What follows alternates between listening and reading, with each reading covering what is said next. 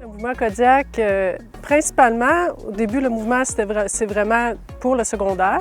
On a 8 disciplines, l'athlétisme, le cross-country, le badminton, le basketball, le cheerleading, le volleyball, la gymnastique, puis là, il m'en manque un, l'ultimate. Donc ça, c'est des disciplines qui sont au secondaire. On a commencé à intégrer les 5-6e années aussi à nos équipes. Ils peuvent faire des tournois comme les autres en région. Ça, ces inscriptions-là vont se faire en septembre. Les gens vont être au courant dans les écoles. Maintenant, j'ai des entraîneurs qui ont développé ce que j'appellerais des petites filières primaires.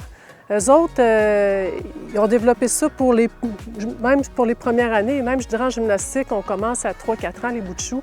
Fait que c'est une offre de service, dans le fond, qui permet de développer les plus petits. Puis ces petites filières-là, c'est souvent ces disciplines-là qu'on retrouvait à l'inscripto loisir, là, qui était traditionnel d'habitude.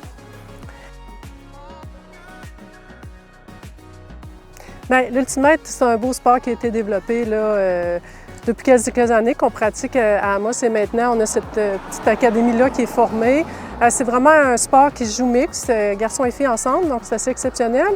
Et c'est un sport où il n'y a pas d'arbitre, c'est vraiment le plaisir de jouer, l'éthique sportive, il faut toujours s'entendre sur les règles ensemble. Le disque est quand même, les enfants apprennent assez vite à manipuler le disque et à faire de très beaux lancers, c'est assez impressionnant à voir. Donc encore une fois, ça développe l'agilité, la rapidité, les changements de vitesse. C'est une belle initiation à un sport d'équipe.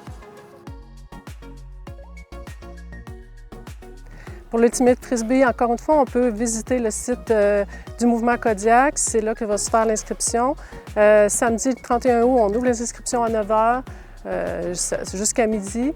On ne les fermera pas, ça va être possible de continuer à s'inscrire par après. Les gens d'Ultimate veulent recevoir beaucoup d'inscriptions.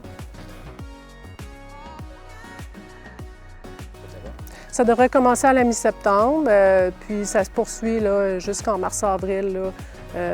Donc, deux sessions, mais dans le fond, qui sont la même session.